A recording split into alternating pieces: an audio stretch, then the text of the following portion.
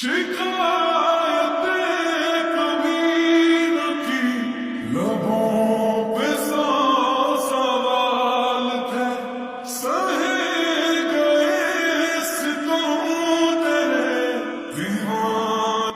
মা কাজের বুয়া।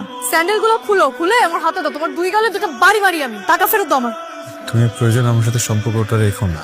আরো বাজে কিছু বলতে ইচ্ছে করলে বলতে পারো। টাকাটা খুব দরকার হচ্ছে। মনে করো ভিক্ষা দিচ্ছ, কেউ তো ভিক্ষা ফেরত দেয় না, তাই না?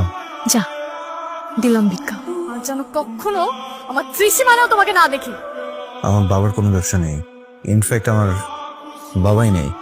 আমি যখন অনেক ছোট উনি মারা গেছেন। আমার মা আছেন, একটা ছোট বোন, ওরা দুজনই গ্রামে থাকে। না, আমার মা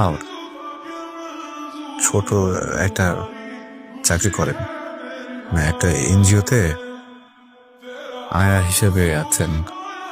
সামান্য কিছু বেতন আসে ওখান থেকে, যেটা দিয়ে ছোট বোনের পড়ালেখা চলে। আমি এখানে যে টিউশনিগুলো করাই ওই টাকাগুলো আর খরচ করি না, ওগুলো বাড়িতে পাঠিয়ে দেই। মা বোন ওটা দিয়েই চলে। দেখো আমি রেস্টুরেন্ট তো অনেক পরের বিষয়। আমি যে মেসে থাকি ওখানে যে মিল খাবো 3 বেলা, ওইটার টাকাটাও থাকে না আমার কাছে। হ্যাঁ, ওই স্টুডেন্টদের ওখানে যাই গিয়ে নাস্তা খেতে দেয় না, ওইটা দিয়ে সারাদিন চলি। এই জন্য একটু অকওয়ার্ড হয়ে মাঝে মধ্যে, বা একটু বিয়ার টাইমে পড়াতে যাই। ওই 3 বেলা খাবারের যে সময়টা, ওই সময়টাতে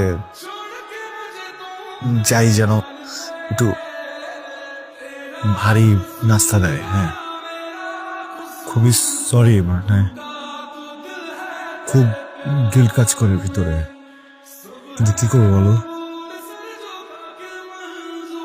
ভালো তো বাসি অনেক, মিথ্যাটা বলতে চাইনি, সরি।